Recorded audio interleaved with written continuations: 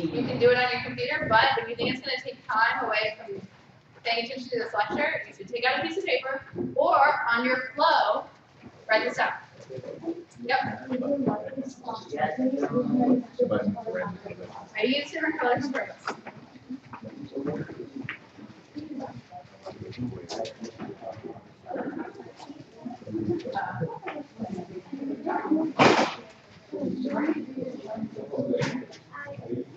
Okay, by now you should have already copied down that morally permissible links to morality.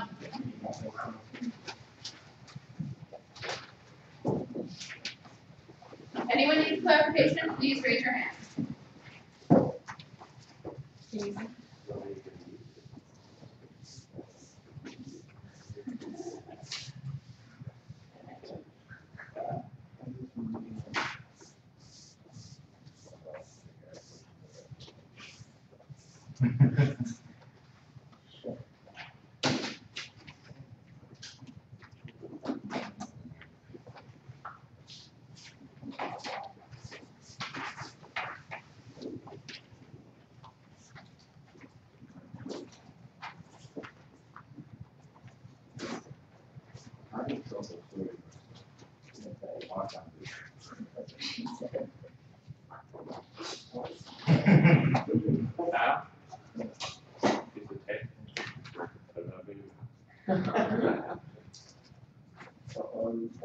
You should be writing out at least the standards by now.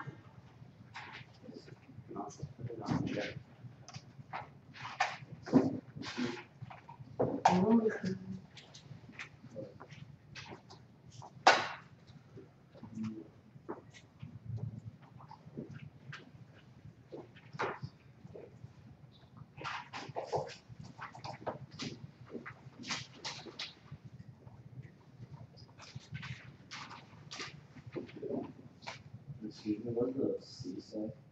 The C says necessity, and in parentheses it says no alternatives. For people who aren't in Gemini's lab, a circle with a slash through it means no or not or not.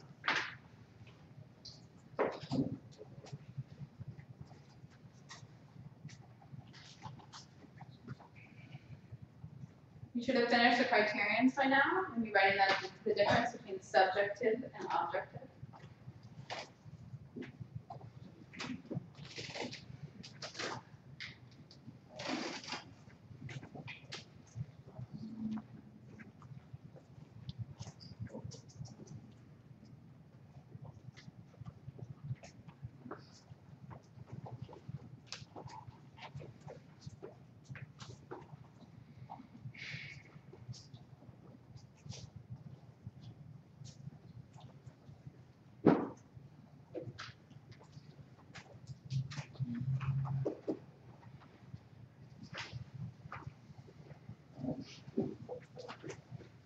You finish copying down, look down at the diagram and see if you understand why we wrote the diagram this way.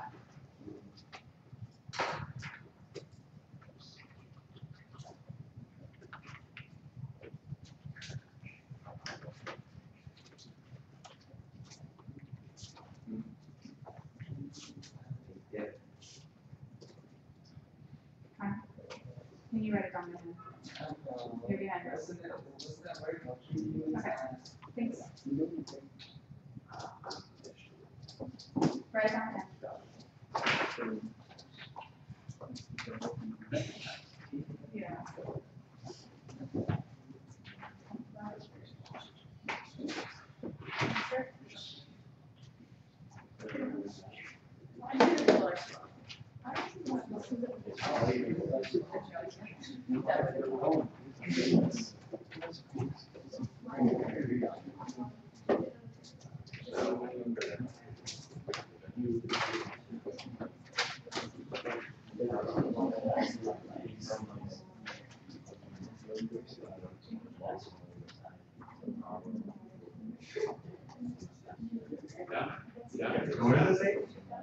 Huh? What part is that? It said no alternatives, right? No alternatives. Okay. Okay. People are chattering, so I assume that you're all set. If you're not, we'll finish. Well, gotta hurry up. No rest for the wicked. We're going to explain this, and you can write down the part that you don't have written down when we're explaining it. Okay? So this diagram is beautiful because it represents the different frameworks and understandings of morality that are functioning in the realm. So this is going to lead us to the ultimate first goal of our lecture, which is understanding the different layers of argumentation in a realm and being able to coherently communicate that to a judge. So the first goal for this lecture is understanding the different layers in a debate round and being able to communicate that to the judge. Sweet. A quick note, when we're going through this, you should add notes to the diagram where necessary. So we're going to talk about things on each of the levels, and in order for this to be maximally useful to you, if you draw on it and draw arrows to it and like note things in terms of it, it will be much more useful to you. So use what you have just created. Let not your efforts be in vain. Okay, so the first thing we're going to talk about is the basic framing idea that you guys have been talking about all camp, and which the casing series has been talking about, which is ultimately everything in the case has to add up to a claim about what is morally permissible. So this structure emphasizes that because it allows you to see that you have to check at each level whether the conditions are being met. So morally permissible is the evaluative term of the resolution. So it's where we're going to derive our value and our criterion from. Okay, so then that's what ultimately everything is going to be adding up to. So you'll, even down here on this furthest level, you still have to ask yourself, how does the imminence of the threat implicate the question of whether responding to it is going to be morally permissible? That's the tool that you use to sharpen your responses and your understanding of how the layers happen. Okay, so then from that, you get value of morality. From that, you get a criterion. And now we'll discuss the competition between the negative and the affirmative criterion. So the negative criterion is treating humans as unconditionally valuable. This is negative that. Yeah. Yeah. So this is neg.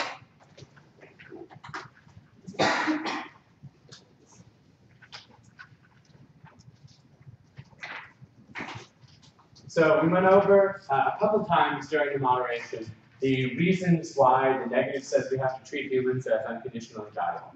So the argument that is being made there is one that's supposed to directly implicate the question of moral permissibility. So let's get the argument clear. This should go quickly because we already talked about it, and then we'll move on to discussing how it operates in the realm. So who can give a quick explanation, quick but thorough explanation of why the negative says we have to treat humans as unconditionally valuable, and an action that fails to do so is morally impermissible? It's a cool argument too, so it's worth hearing. Ayush? Because humans are the only things, I don't know, that have the ability to assert worth on other objects. So we must treat them as unconditionally valuable, or else it was something like, I'm not completely sure. Okay, I think you have enough of it there to be worth just saying what the finish of it is. So everything has only conditional worth, that is, it's only valuable sometimes, and humans are the ones that give it value. So if we're to have any morality, that is something that is totally good all the time, that thing has to be humans. Because we're the ones who give value in the first place. Everything else only has value because of us. So if there's anything that's going to be unconditionally valuable, valuable all the time, it's us humans. So, now what we want to ask is why this layer exists. So why the negative set up that standard for more permissibility. And there's a very clear reason why a negative would want a standard like this on this resolution. So why does the negative want the standard of treating humans as unconditionally viable? That's our question. And the reason that the negative wants that is because if the negative wins this standard, then the contention can be about one word long. That word can be killing. So if the negative wins the contention, the criteria level argument, all they have to say in the contention is people getting killed. And then they're proving that humans aren't being treated as unconditionally valuable. So is it easy or hard for the affirmative to show that in the affirmative world, you treat humans as unconditionally valuable? Hard. Why is it hard? Someone raise their hand and tell me. Yep. Right, because the affirmative says we have to use deadly force.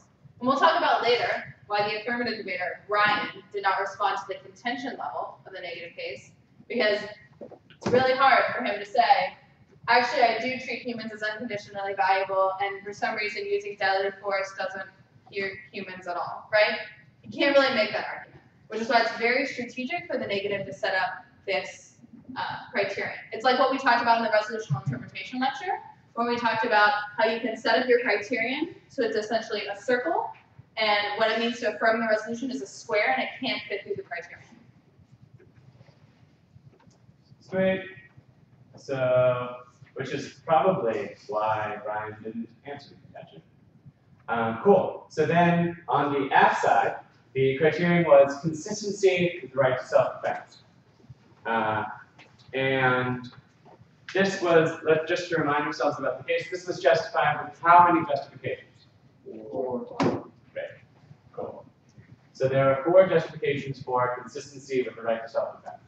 Now, it's worth pointing out at this point why these two are on the same level. The reason is because in order to proceed to the next level down, this debate has to be dealt with.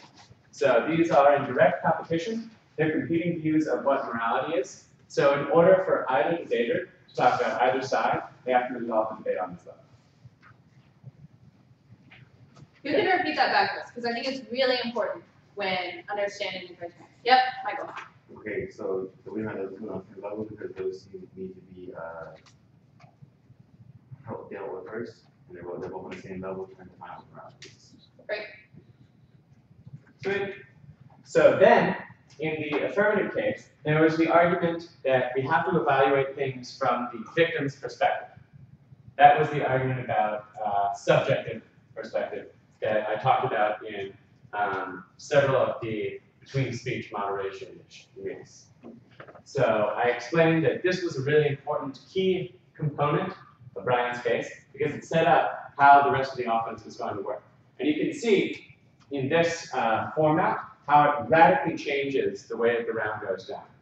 So if we're talking about self-defense as measured subjectively, then that requires a whole different set of conditions in order to meet it, and different contention level arguments linked to it. So it's a totally different route to victory if he goes with the subjective perspective. Versus if the debate is on the objective level, there are these conditions and things that the debater would have to go to in order to win. So in this case, both the affirmative and negative debater see the debate occurring on these two different levels, the subjective and objective level. And the way that it tilts one way or the other is who is ahead on that argument. So, are the debaters agreeing to a definition of what self-defense is? Carlos says yes, Sam says no. Okay, so raise your hand if you think they are agreeing to a definition of self-defense. Yes, they are agreeing to a definition of self-defense. Okay? Who thinks no, they are not agreeing to a definition of self-defense? So someone give me a reason why they think that the debaters are agreeing to a definition of self-defense. Jared. Like they didn't really, Kelsey didn't really contest the definition, so I mean, that's why they were agreed upon. Okay, so Jared thinks that the negative debater did not contest the definition of self-defense. Who can tell me why somebody thinks that they are disagreeing about self-defense, that the negative debater did contest the definition of self-defense? Yep. Why? Yeah, or how? Because the fact that it's objective means that how the victim perceives it. Like, if she thinks that she's having self-defense, then that's okay. So that was the affirmative interpretation of self-defense. It had to do with the subjective victim's perspective. Can someone tell me, you want to add? Well, I was just saying, I was going to think that's opposite effect between she has this definition. Right. Kelsey said that the definition of self-defense is different. Brian interprets self-defense as something that is subjective, something that occurs from the point of view of the victim. And Kelsey interprets self-defense as something different. Kelsey says, no. Self-defense isn't whatever the victim wants, whatever the victim perceives. Self-defense, we know if it meets the criteria of imminency, proportionality, and necessity. This went very quickly in her speech, and I think it should have been emphasized a little bit more. But there are examples like that we talked about, that Devin talked about during the meh analysis in between the speeches, which was that if somebody flicks another person, we would not consider it self-defense to therefore kill them, right? It's a different definition than what Brian is using on the affirmative. Brian would say, if someone flicks me and I perceive that they're about to kill me, it's okay if I kill them. So they're setting up two different definitions of self-defense. Some example I use. When it's tickling with a feather in the nose versus kicking the balls. That's true. Totally different. Well, I thought about saying that instead of saying the next thing. Okay, so what we want to understand is why the affirmative set it up like that. So we'll briefly talk about why the affirmative set it up like that, and then talk about the different components that we're linking into these arguments so that you guys get a full map of your own. So the affirmative obviously wanted self-defense to be evaluated from the victim's perspective, subjectively.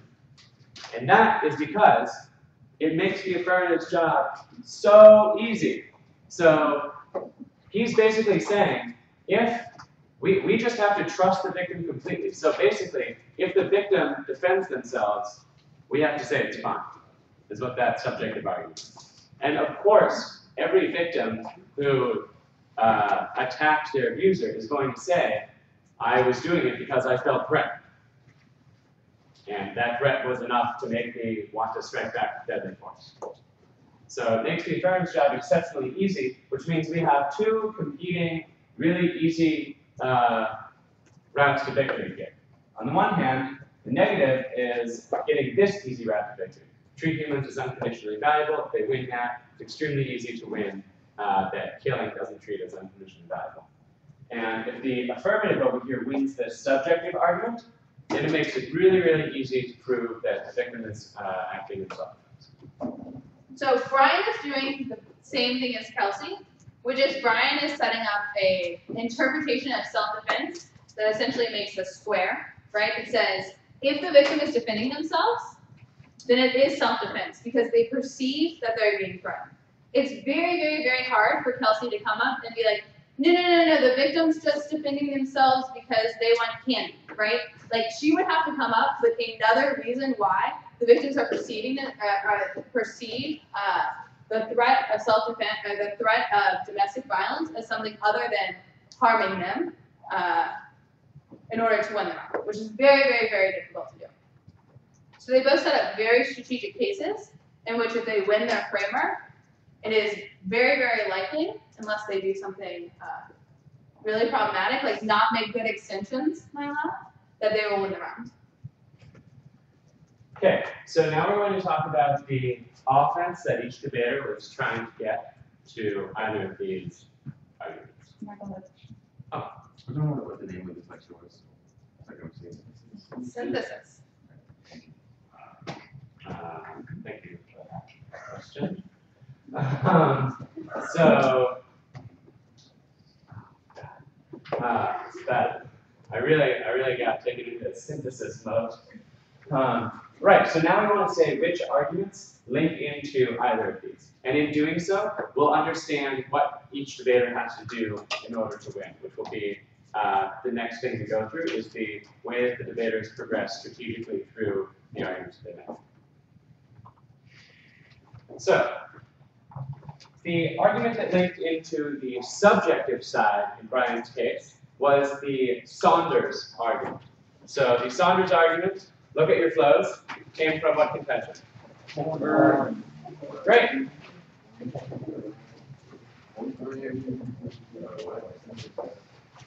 So you can mark this on your diagram.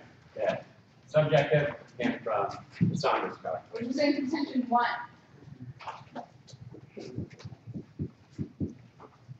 So the Saunders part said that victims who strike death with deadly force do so because they feel imminently threatened, and deadly force is the only way that they can respond. And feel that deadly force is the only way they can respond. So it's essentially the very evident argument that we were talking about earlier. That people are probably defending themselves because they feel threatened. Sweet. So that is the argument that links into subjective. Now, it's important to understand whether there is any argument from the negative to deny that. You can probably write this down. Everyone has this diagram written down. We're about to make it more complicated, so it's really important that you have this written down. We didn't do this initially because it looked really gross, but now we will. Okay. Sure?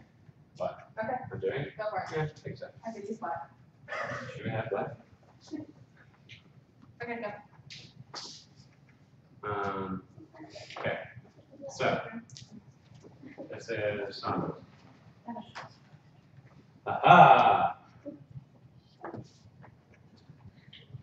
So, did the negative have any argument on this level? We're not asking the question, did the negative have any argument against the Saunders card? We're asking the question, did the negative have any argument that said the victim does not subjectively believe they're being threatened when they use deadly force? Oh, actually, yeah. She said that the perception of the victim could be flawed.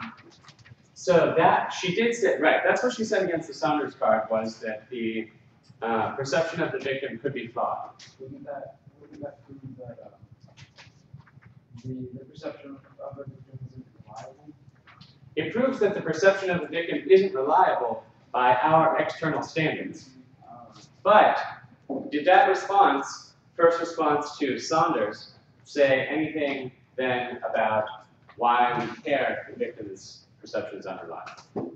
No, it didn't. In order to contest the argument that Brian's making on this level, her response to Saunders would have had to have been something like, sure, her response would have had to been something like, Saunders is incorrect that victims think that they are being threatened. So merely saying that the perception of the victim could be flawed just points out why this is such a good case for Brian. Because even if the victim's perception is super, super flawed, we still have to just go.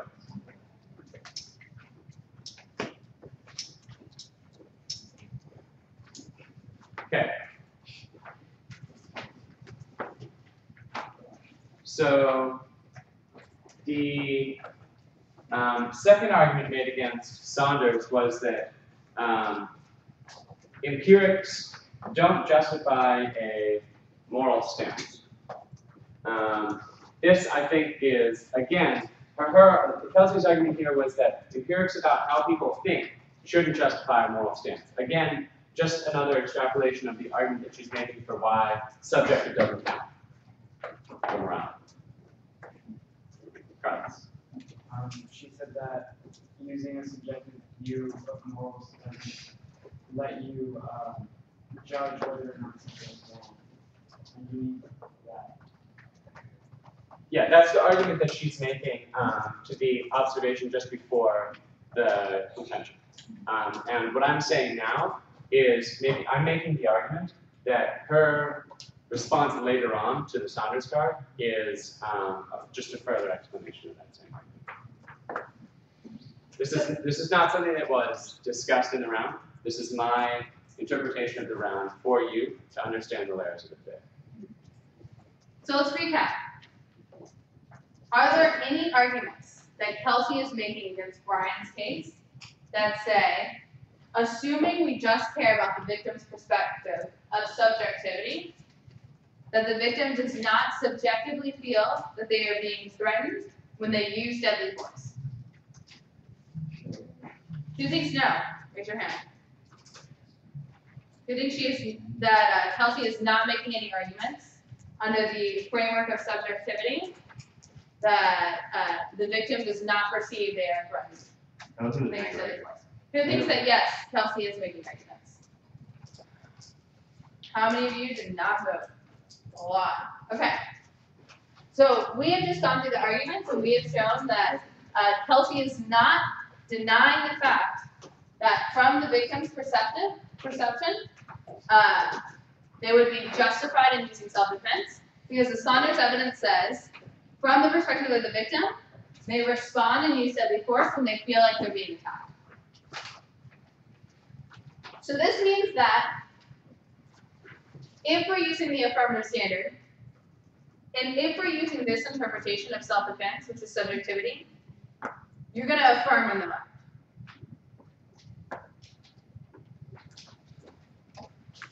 What did we say earlier about the negative? If you're using the criterion of treating humans as unconditionally valuable, is it likely or possible for the affirmative to win? Does the affirmative put any arguments against the contentions of the negative case? No. No. So the negative is probably going to win here. Okay? Okay, so now we're going to talk about the objective side. So there are a lot of arguments going on here. Yeah. Okay, so pretend you're the negative debater, and you are going into the first negative speech. You have your case, which is awesome, right? It's really hard for the affirmative to beat if you're winning the criterion. But you look at the affirmative case, and you're like, ooh, it's really hard for me to answer that subjectivity argument, because it's just like, it's almost true by definition, right? It's very hard for me to disprove that if someone perceives they're being attacked, then in cases of domestic violence, they will perceive that they need to use deadly force. It's very hard to answer that argument. So as the negative debater, what would you do in order to try and create other places for you to win in the round? This is pretty obvious if you look at the diagram. What did you say? Right, challenge this definition of self-defense. Because that gives you space, even if the affirmative is winning, that we need to look at self-defense, that you could still negate the resolution. Sweet. So let's talk about objective point A imminent. So there's an argument that Kelsey made to try and say that Brian couldn't meet the imminent standard. And what we just discussed was that that was her argument on Saunders.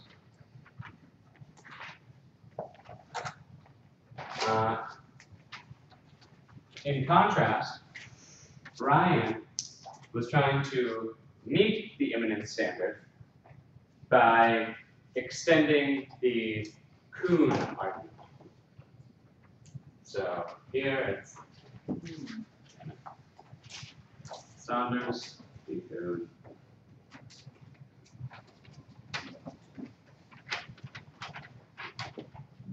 Can anyone recap why Kelsey was saying it was not imminent?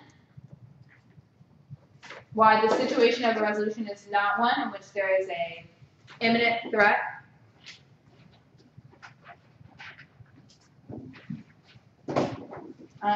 Shane.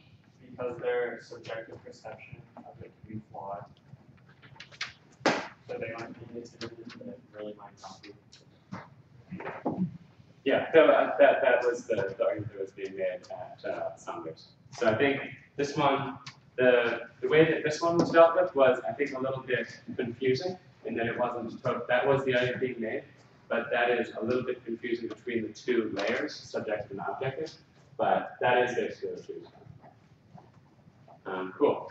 So then, on the proportional level, Kelsey is arguing that the Ewing evidence doesn't demonstrate proportionality. The Ewing evidence was from which contention? Second, two. Subpoint. A. Oh, we have disagreement. Subpoint A, yeah. So the argument there was the victims experienced psychological harm that is equivalent to death. Kelsey was denying that claim, saying it is incorrect to say that psychological harm can be proportional to or equivalent to the harm of death. No, what? What's up? No. Oh, I wrote down Kelsey's denying Ewing from subpoint A. This is, if you are not familiar with this symbol, the circle of the slash, it's extremely flexible. It means literally anything negative at all. Okay. So what's the A under Saunders on the subjective? Ah, that is a good question. I wrote it without explaining. This means that the affirmative is winning Saunders. Okay. Yeah. So it's not being denied. The affirmative is winning Saunders. So it's underlined, it means it's affirmative, and it's circled, it's subpoint. Holy crap! All right, I am not going to be writing subpoints anymore, because clearly that is confusing. So A will mean nothing but affirmative is winning this argument.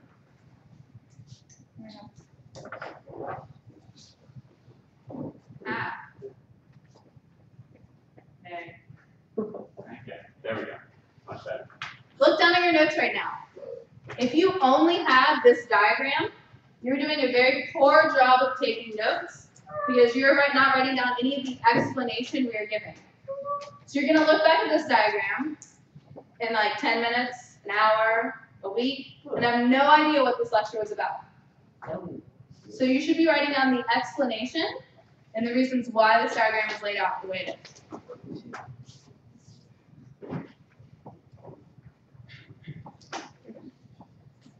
Okay, so in contrast on the B point there, the objective, proportional. The negative is saying Ewing evidence provides insufficient more for the claim that the response is proportional. And in contrast, the affirmative is saying with the Kuhn evidence, no, it is proportional. Because the objective risk of death is very real. This points out something that was in the original affirmative case, which was a just in case, or a contingency.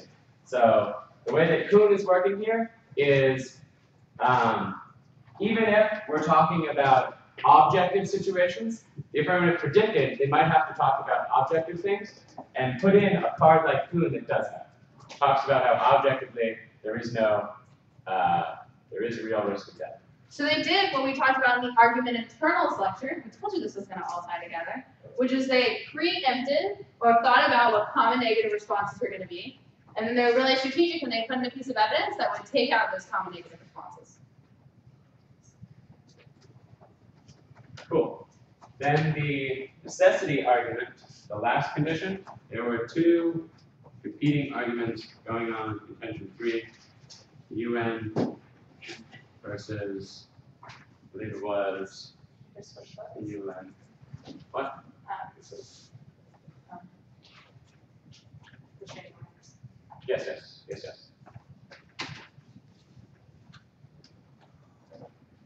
So the alternative alternative that was proposed was restraining orders. And Brian answered back by saying, okay, maybe even if restraining orders work in Kentucky, I'm talking about worldwide, according to the United Nations. There are many, many, many people that are in situations of domestic violence where the government fails them.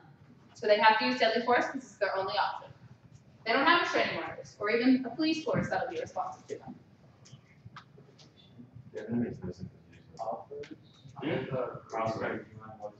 Protective orders versus UN.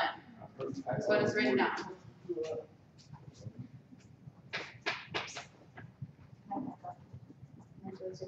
Yeah. Okay. So we have this diagram to show you that there are 3 different conceptions of what we should use to measure if something is morally permissible and interpreted through the lens of morality. The first conception or level of the flow that exists, look at this, is an interpretation of morality that says we should treat humans as unconditionally valuable. That's set up through the negative case. The second interpretation of what is morally permissible is set up on the other 2 levels of the case, or layers of the debate, are set up in the affirmative case.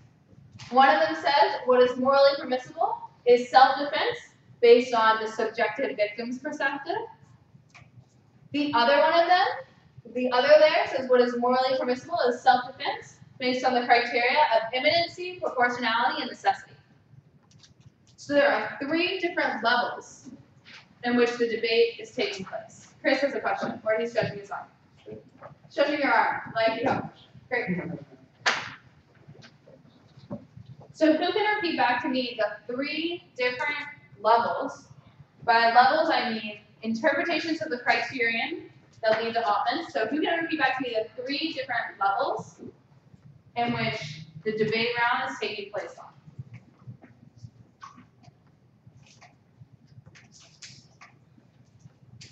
Alright, so the first level of the value of morality would be interpreting what morality is. And that's just kind of like, how we're interpreting morality. And then the second level is whether, from the negative case, the second level is treating humans as unconditionally valuable. The affirmative case, their second layer is consistency with right and self-defense.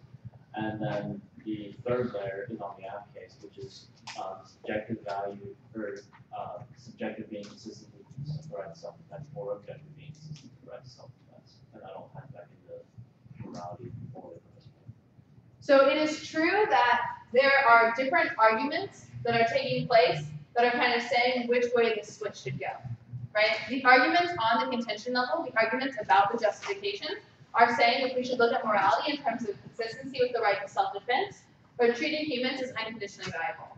But the way I describe the layers of the debate are the interpretations that lead us to a weighing mechanism or a thing to evaluate moral permissibility that then allow us to get offense. So I said that the layers of the debate were first an interpretation of moral permissibility that is related to treating humans as unconditionally valuable. Second, an interpretation of morally permissible that agrees that what is morally permissible is self-defense through the perspective of the victim, which is subjective. And third, what is morally permissible is the idea of self-defense through an idea of imminency, proportionality, and necessity. So these are all 3 different slices of the debate that will allow the debaters to determine if under these frameworks you should affirm or negate the resolution. Sweet. So now we're going to give you a debater's eye view of the strategic choices that were made at each point chronologically moving through the round. So before we start on the rebuttals level, remember we've already talked about the strategic choices that were made in the AC. So he set up a criterion. He gave 4 independent justifications for that criterion. One of which, we'll talk about that later. One of the justifications was special. We'll talk about how it was used in the 1AR as a strategic hijacking maneuver. And then, yeah, I didn't do it. And then the affirmative case set up a really, really easy burden for itself. But it said, just in case I'm not allowed to have this really easy burden, here's why I'm going to make a hard burden too. In case we set up to do that.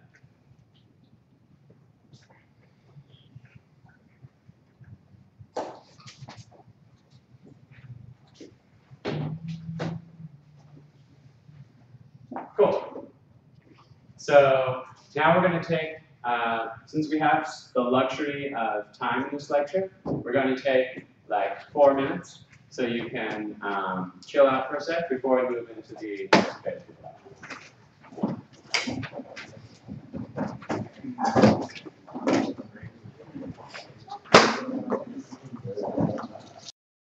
When they were constructing parts of the round.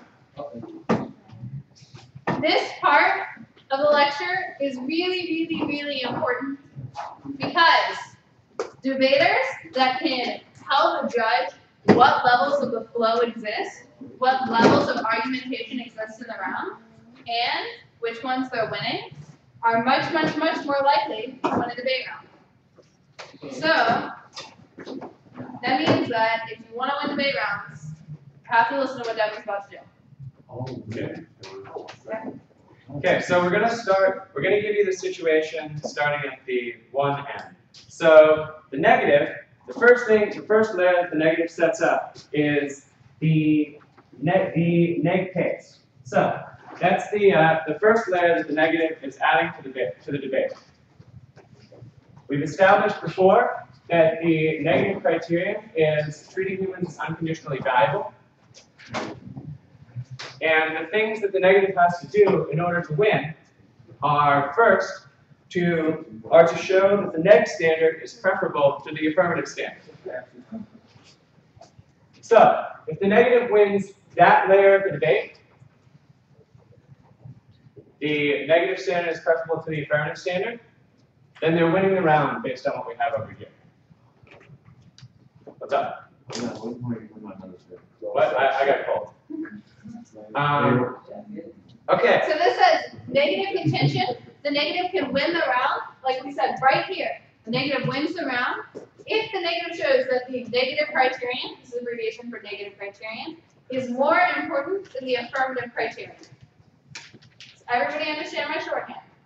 Negative criterion is more important than the affirmative criterion. Yes. You can't read it, you should listen to me say it out loud. Let's go. Okay, thank you, Kyle. So let's think about how the negative was planning on winning the negative's criterion. Because remember, the negative has a pretty batshit crazy criterion. It's you can never do anything to anyone. So there had to be a really good strategy for them going into it in order for them to win. So that's why on the affirmative case, the negative responded to all of the justifications for the AC standard. So the way they did it is first by employing a tactic that you guys should be really practiced at from your dismantling lecture. So the negative went to the affirmative and said the first two justifications for the affirmative criterion share a common premise. And the reason you should be able to point that out is because in the dismantling lecture, you talked about identifying premises so you could identify the missing ones. So if you identify that two premises, that two arguments share the same premise, you can take them both out at once. Then, the next thing that the negative did was answer the social contract argument, which was the third justification for the affirmative standard. This, again, employed a tactic that you learned in dismantling. She pointed out, look, the link that he would need in order to say that the social contract determines morality is to say that the social contract in some way determines morality, so when the social contract breaks down, that means morality is affected. He doesn't have that link, but even if he did, to make it would be to say that law is the same thing as morality, which is not the case at all. So Kelsey made an advance no warrant argument. She pointed out the missing link, and then she said that link can't be there. Morality is not the same thing as legality.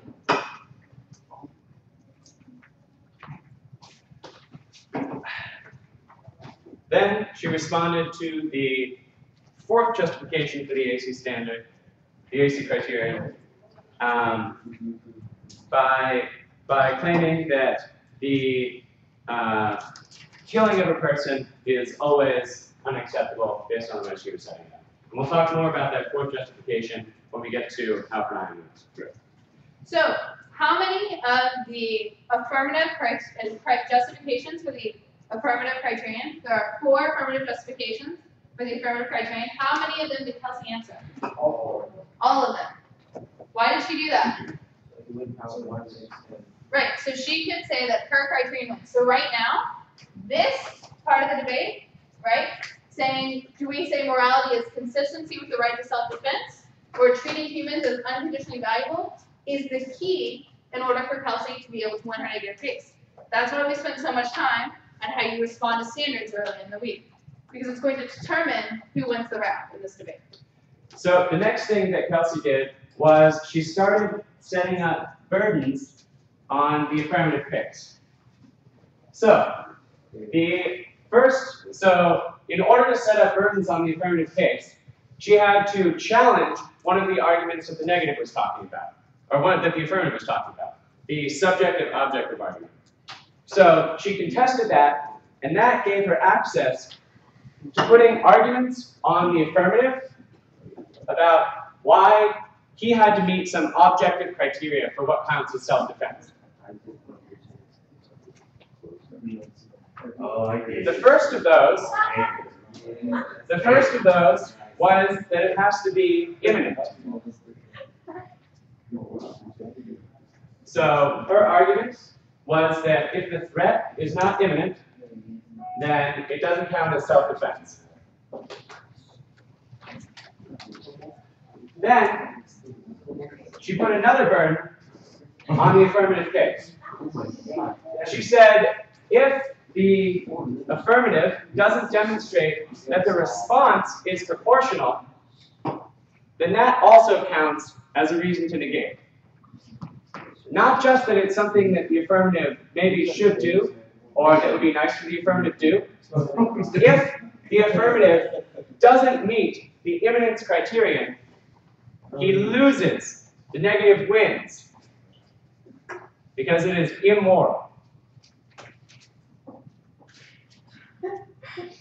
So, then after she established the imminence criterion, she established another criterion. She said in order for it to count as self-defense, it also has to be necessary. That was the last layer that Kelsey put on the affirmative case. The reason why that's important is that it's not just so you understand the different way that the debate round worked, but so that you understand all of the options that Kelsey had going into the speech. She gave herself every one of these arguments as an available tool. I think that's it. Well, let's count. How many shirts does Devin have on right now? We started with 1. You got 5. That's 5. 1, 2. The negative can win on the negative contention if the negative is winning the standard. Or the negative can win under here if the negative is winning this definition of objectivity over subjectivity through imminency, proportionality, or necessity. So how many shirts is Devin wearing right now? 5. Well, I counted one he has on. So let's say if Devin started out without a shirt on, he would have. I did start without a shirt on this When morning. When I put it on. What exactly is the moral of this? The affirmative has to strip down the You'll see. Be patient. Be patient. As with all things involving clothing, good things come to those who wait. Okay. So now we're going to talk about the way the affirmative dealt with these arguments that the negative was making. So the first thing that the affirmative did was set up a totally different way that he could win, that there was no way the affirmative was going to win on. So, what the affirmative did was go for the subjective argument. Is this the AC or the AR? We're now on the AR. Or the AR?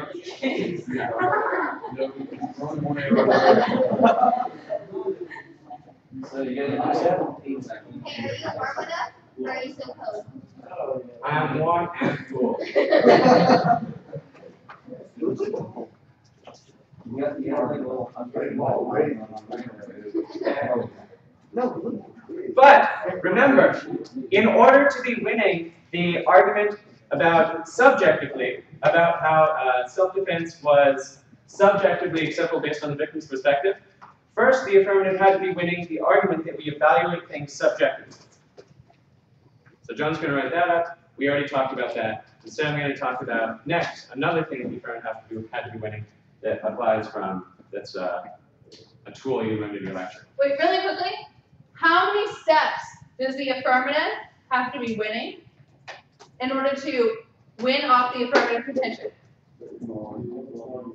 The affirmative first has to be winning that the criterion of self-defense is most important, and the affirmative has to be winning that the definition of self-defense we use is subjective, not objective.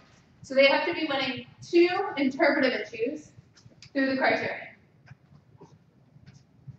Okay, so the way that the affirmative then won the criterion, which is necessary to go for this strategy, is he used the 4th justification for the affirmative criterion to hijack the negative's criterial structure. So the 4th justification for the criterion says that self-defense applies even under deontological frameworks. And the warrant that he gave for this was that her argument evaluates intent. What we care about is how we are treating people. In the case of self-defense, our intent is to protect the unconditional worth of people. The way we do that is by allowing people to defend themselves.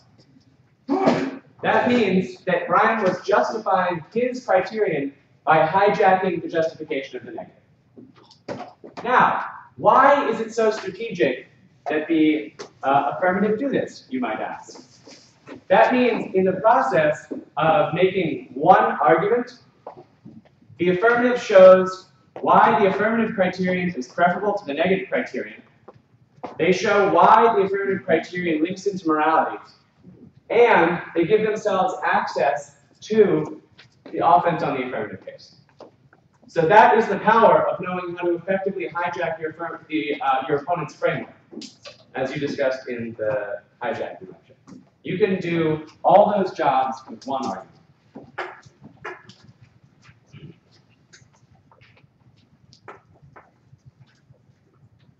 The next way that the affirmative sets himself up in the AR to win is by showing that self-defense is objectively permissible. So he says, I am going to show that I meet all of the criteria that all the burdens that she sets up for what constitutes self-defense. So in order to be doing this, he has to still be winning the affirmative criterion, which remember, he has the badass hijacking argument, so he's doing that. And he has to be showing that the threat is imminent, and that the response is proportional, and that the response is the only option. Necessity.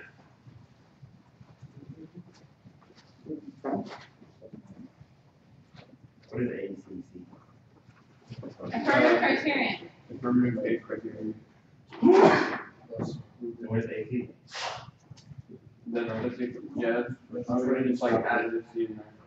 For AC like Adaptations. So, for the affirmative to be winning under, I'm going to title this, self-defense is objective. How many arguments do they have to be winning? Who said 3? 1.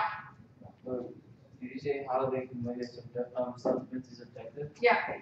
Oh, that one. 3 that is imminent, that the response is proportional and that the response is necessary. So, in order for the affirmative to get offense, under the understanding that self-defense is objective, they have to first establish that we should use B's in the criterion of self-defense, right? Because they can't win off the negative case. And then, if we look to objectivity, they have to show it is imminent, and it's proportional, and it's necessary. Remember, it's not an act of self-defense if Devin says he's going to kill me, if I can just get the police to come in and arrest him, and I'm going to be okay for the rest of my life, safe for the rest of my life, right? You have to show all three conditions are met. One note I would like to pick up from before, when the negative was putting all of these burdens on the affirmative, she didn't just say he has to do all these things. She then said why he couldn't do any of those things. So if you're going to say your opponent has to do something, then say why they can't do it. So that's a point that generally necessary. Okay, now let's talk about the next negative speech. So the negative went first for the negative case. Remember, the negative wants to go for the negative case because if they win that, then they are really beating the affirmative easily if they're winning the criteria, because there was no contestation post-criteria level. So if the negative is winning the negative criterion, is the affirmative going to win the debate? No. No. So the first strategic move for the negative is to say, don't go here. I'm answering all their justifications. Go here. Because if that's true, the negative is going to win the round. There's no debate about that. Okay. But on the affirmative case, Kelsey's strategy changes a little bit from what's in the one. So, the first thing that happens is Kelsey gives up on the attempt to contest the affirmative. There's not even any words contesting the Saunders evidence linking into the subjective conception of round. So the negative is not going to be winning on that level of debate. Similarly, the negative drops one of the burdens, doesn't go for one of the burdens in the next speech. So which burden does the negative not go for? Necessary burden. Okay, and why does the negative not go for that burden?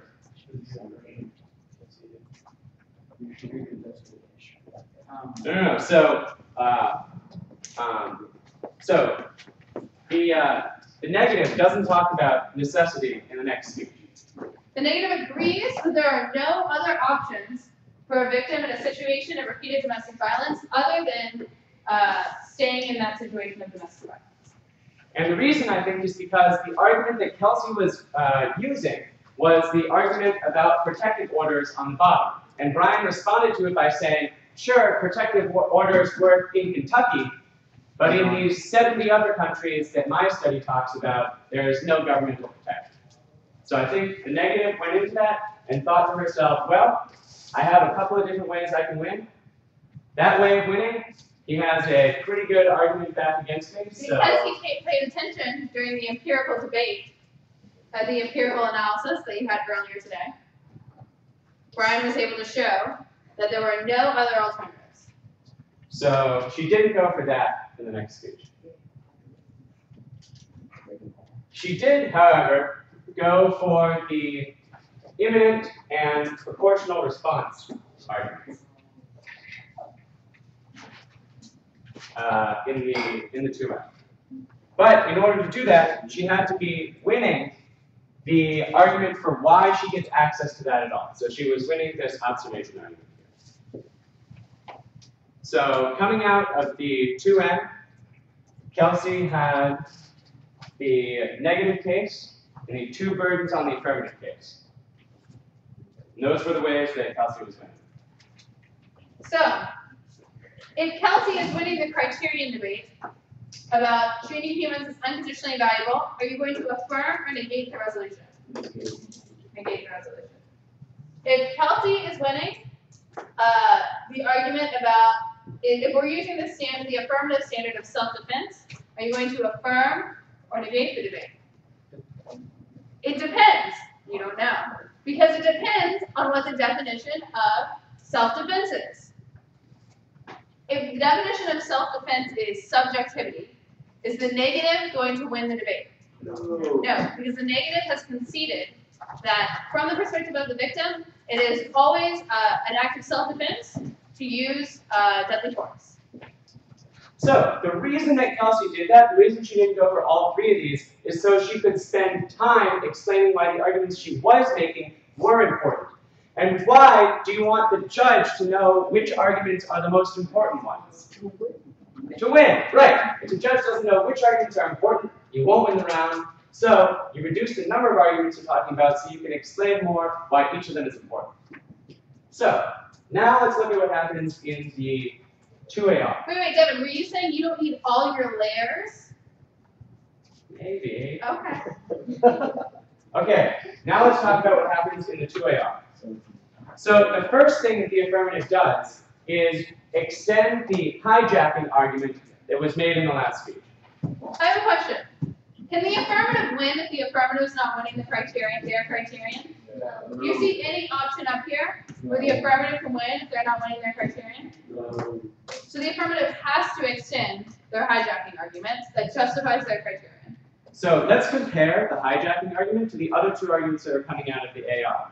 The two arguments coming out of the AR were both technical challenges to the sufficiency of the warrant being given in the negative case. They were saying ducks can be the unconditionally viable thing, and we don't care about morality, so we don't care if humans are unconditionally viable.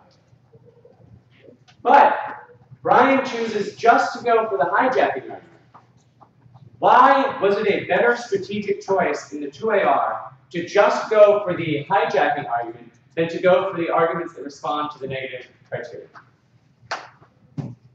in order to win the standards debate? Ryan? Exactly. By using the hijacking argument, he could do several things at once, and in so doing, he resolved the standards debate in a single argument that showed why you prefer his and why you don't use the negative. So how many arguments did Brian make about the standards debate in his second affirmative speech? One, because he has 3 minutes, and he wants to make the arguments that are most important and have the most punch to them, or matter the most in the round. So, then what happened is Brian went to the AC, and Brian immediately conceived an argument on the AC. He concedes that we're going to be talking about objective standards. So Brian can no longer win under this interpretation of the resolution. So, now Brian is going for the objective arguments. Here's why I think Brian made that strategic decision. He thought that he was going to be more behind on the debate at this level, on the observation level. He thought to himself, well, you know, it's kind of hard to prove that we should only evaluate self-defense based on what the victim thinks was a danger. So I'm going to go ahead, since I have two options, I'm going to go ahead and say we evaluate it objectively, but then I'm going to beat her on that one. So if Brian is not winning the understanding that self-defense should be subjective, do any of the arguments as to why the use of deadly force is subjectively true under the resolution matter? No, so he is wasting time in the second affirmative rebuttal, which is only 3 minutes long, if he is losing his argument that self-defense should be subjective. So he decided he was going to be strategic. He was going to do the arguments that mattered most. He was going to agree with Kelsey's conception that self-defense should be objective. So he took this argument out of play because he only had 3 minutes to win the round. Then the affirmative extended an argument out of the AC. The affirmative, in order to answer the imminence and proportionality arguments, had some talk of why Saunders might answer imminence, and then the reason why Kuhn did, and then in the answer to proportional, had the argument why Kuhn met that standard. So, to meet both of those at the same time in the 2AR, he just went for one argument out of the AC that met both of the standards that the negative was setting out for. And in so doing, extended a piece of offense that linked into the standard that he'd set up by hijacking the negative case. So, here is the key thing that we want you to understand from this. We want you to understand how to create options for yourself. So, you want to have a lot of different things to choose from and know how to make a lot of different things to choose from for yourself. But the point of having options is not so you can wear 6 shirts every day. It's so you have a choice between those shirts so that when you get down into the layers of the round, you can select the one that is going to be the easiest for you to win the debate. Which is why Brian and Kelsey both gave themselves a lot of options in the first speech because they learned all of the tools that you guys have all learned through the casing series. But then they added something that is new to this lecture, which is the concept of synthesizing between your different options and deciding which of those is the best to go for based on your judgment of which ones you're going to win. So how many arguments did Brian have to make in his 2AR? He made an argument about why you prefer his standard over Kelsey's. So he made one argument, which was extending the 4th justification of his standard. He agreed with the objective argument, so that was an argument. And then he extended the Kuhn piece of evidence. So he made one extension, and he said why Kuhn met eminency and proportionality. He only made 2 arguments in his 2AR. He only referenced 2 of them. And that was because he gave himself so many options, he chose the route of least resistance. He didn't choose the route where there were all these arguments that he had to wade through and maybe the judge wasn't thinking he was sufficiently responding. He was choosing the route that was most likely for the judge to agree with him and then giving himself lots of time to make sure the judge couldn't get any lingering ideas about the second negative speech to disagree with him. So, the message from the casing series and this round is build yourself a massive wardrobe and then decide which you like best. And there are some times when you're going to want to have 2 outfits or 3 outfits. But you're only going to want to do that if you're not sacrificing so much time that the outfits you're choosing are like really wrinkled and look really ugly and maybe the judge won't like that. So what I mean by that metaphor got a little sketchy, was that what I mean by that is you can leave yourself multiple reasons why you would affirm the resolution or multiple reasons why you would negate the resolution, like Kelsey did. She left herself multiple reasons why you negate the resolution under the negative standard and under the affirmative standard. But she did that because she had enough time to make all of those arguments. And she did sacrifice some of the layers she had so she could make the other arguments better.